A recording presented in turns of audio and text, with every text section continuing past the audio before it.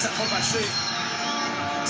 الشيء في التمرين، ولكن سفيان رحيمي كان في وضعيه جيده. راين دياز حاول على وتريه بعض الشيء. دوكا تحتيات المنتخب التنزاني ملامح تؤكد على عدم الرضا بالنتيجه المحققه. ماذا يقول الحكم؟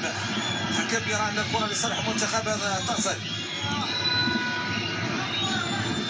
براس تيغالين